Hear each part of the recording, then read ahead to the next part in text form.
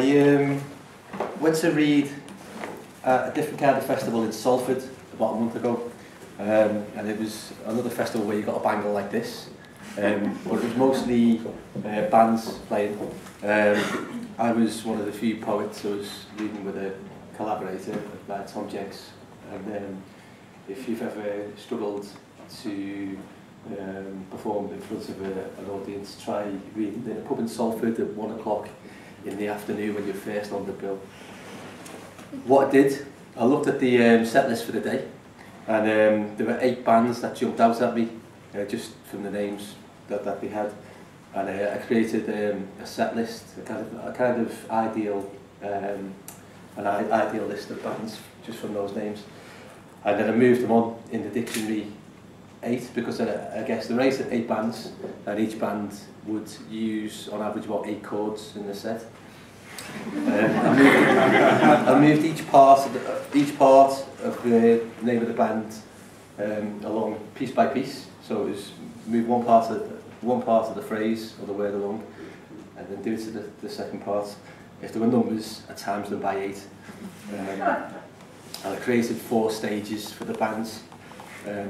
The main stage is just the name. These are the real names of the bands that were performing on at Salford that day. Main stage, 100% Beefcock, The Tits Burster, Heroin Diet, Withered Hand, Stalking Horse, No Womb, Sex Hands, Rapid Pig. Acoustic stage, 100% Beercock, The Titbit Burster, Heroin Digit, Withered Handyman, Stalking Horseman, No Wonga Wonga, Sex Handstroke, Rapid Pig Face, Comedy Tent, 800% Beeswax Cock, Thereof Titlark Burster, Herpes Digital, Wolf Whistle Hard Boiled Man, Standing Horsepower, Noah Woodchuck, Sexism Hardstroke, Rearing Pigeon Face. And this is the last stage. It's kind of the equivalent to the big reading in the RFH last night. I call this one the Legends Emporium. 6,400% Belfry Wedge Cocktail, Tuneful Tobacco Canceller, Heyday Dildo, Woven Heenus Bopped Mandrake, Steering Hostage Prawn, Noggin Worm Chutney, Shadow Heenus Study, Realistic Pigtail Factory. As it's an event for the avant-garde, I wanted to read this poem, which is about great hero of mine, Barry McSweeney. And it's about a story which is apocryphal, but for the purposes of this reading, it's true. In 1967, when Barry McSweeney first read in London, he came down from Newcastle, and he read in a bookshop on Charing Cross Road. What happened was the great Cambridge poet J.H. Prynne was in the audience, and he was just shell-shocked and just like astounded by how good Barry McSweeney was. So after the reading, he took him into his car and he drove him to Cambridge. And I think with Barry McSweeney, he is a true avant-garde poet, but he couldn't believe that he wasn't as famous as Johnny Cash. And I kind of wonder, like, you know, what would have happened if Jeremy Prynne would have taken him away to Cambridge and that kind of language group was his first audience. Less than a grub specked in the engine's womb, less than a lock picked by the wind, less than fame, money, love, less than woodlouse, less than Rambo, less than health, less than gravel, less than dole, less than truth. A Bash Street kid's bouffon splits ends in a crowd of consonants. A moment of no blue plaque on Charing Cross Road. McSweeney was here. Before the Undertaker, flanked in Soviet black, hair grey as hoarfrost bled by forged passports, took you away from the glare of your audience in the back of a car, destination Cambridge, via Holborn, Euston, Hampstead. A mass crowd of stars swerving into side doors, a dog rug, ashtray, manual handle, the stars numerous as the fizz of alcohol, the back of the undertaker's head transfixed, bigger than Johnny Cash, Chatterton, Dylan, his steady hands silent, tapping out more than words, that motorways are just dictionaries with space inside, Cambridge 59 miles, adrenaline sporing your blood's comet tails, too drunk to guess, all motorways fork in silence. I'm just going to read 2 more poems. Because it's an avant-garde evening, I'm not allowed to say I'm going to read 2 more poems from my new book, which is available in Poland. And it's called Restructure, and there's a sequence in it called the Restructure that runs through the book. I'm going to read just one section of that.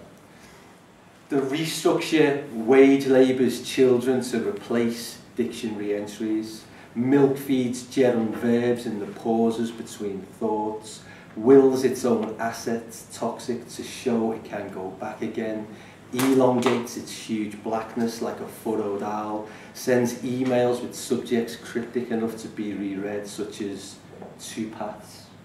Come on, you know I didn't mean it like that. I only meant hold your love for the restructure's takeoff, hold your love like the 7 days have lost their names. I've heard the restructure wants short-term reverse contracts at Thanatos PLC to spread Lambrini rumours across the Eros picket fence, to say go like the green man is someone you really should meet, then to smirk its invoices, cheersing a carafe of black tarmac, to ask, will you peg this virus to a hard copy backup, to ask, will you store this link in an office with no monitors, to ask, are you in to help build horror movie car parks? Hold your mug, I mean your love. The restructure has asked me to fuck you up. I'm going to read one last poem. There's a series of poems in here about my son who's now 4, but when he's about 2.5, he came back from nursery, and we kind of worried and wondered what he got up to at nursery because he's quite wild and out of control at home. And he came back one day from nursery and he picked up a book off his shelf and he pretended to take a bite out of it and said to the book, "Your meat book." So I wrote this poem called Your Meat Book. It's got 2 stanzas. It's got, I read this somewhere else today, this poem, and I kind of apologised to any vegetarians afterwards. But I believe Quorn are bringing out versions of books which are safe for vegetarians. Your Meat Book. Letterpress beef, fillet of serifs, lino-cut sausage of prime conceits. Your Meat Book. Shadow wing of protein, broadside plucked of glyphs, shoulder of raw mesotints. Your Meat Book.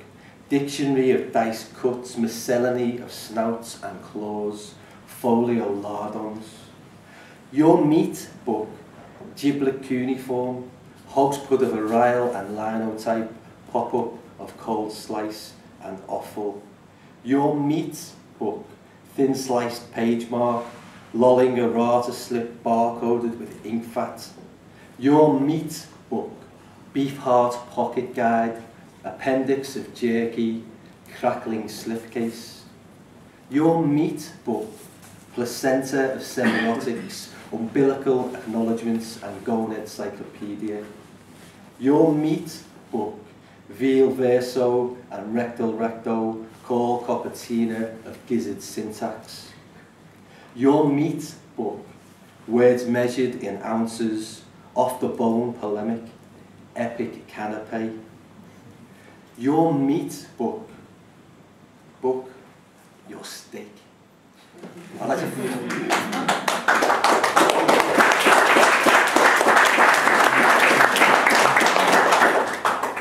like to end by thanking Steve Fowler for the amazing amount of work he's put in this week.